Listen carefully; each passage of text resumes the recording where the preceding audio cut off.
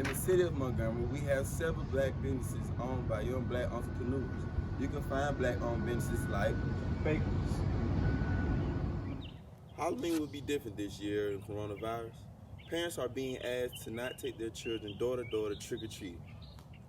Some Montgomery Public School students return face-to-face classes starting today. While others remain virtual classes, parents were given a choice whether to come back to school or stay at home school.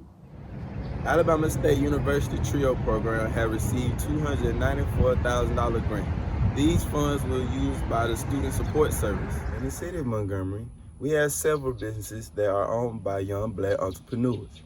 You can find black-owned businesses like bakeries, vegan food, food trucks, gyms, even personal trainers. They have all worked hard to become established in their respective services. Mr. Gerard Warren is one of the young black entrepreneurs in Montgomery. He has been training people for 7 years and trains people for all ages and sizes. Mr. Warren, a personal trainer in Montgomery. Types of people or groups that you work with? All right, well, I mean, I've worked with people of all ages. I've had the youngest down to 6, all the way up to the oldest, I think, was 72. I could do individual training. We can do strength training. We can do plyo training. People train in order to get in shape for their weddings, for their coming summer season, or just to stay healthy. Miss Jakiria Christian started working out with Warren in order to prepare for her cheerleading trials.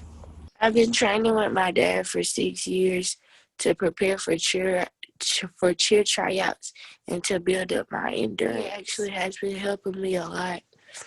I can control my breathing better when I'm doing stuff, and he built up my strength to lift people when I'm cheering. Okay, thank you. Most of the businesses are discovered by word of the mouth. Locations, operating hours, and even menus for food services of the local black businesses can also be found on Facebook and Twitter.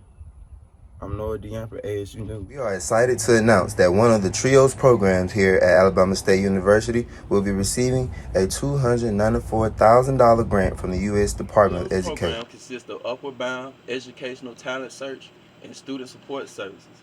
Every 5 years, a grant is applied. Direct services to students. Right now, with the virtual platform, we're going to use a large portion of our funds to make sure that we are virtual ready.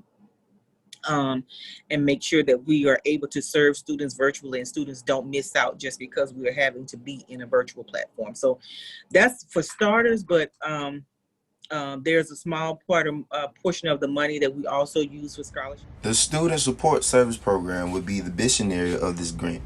Mr. Kevin Honor is the counselor and coordinator of the Student Support Service Program at Alabama State University. Like I said earlier, the program is used for first generation and or low income students or students with some kind of academic or documented disability.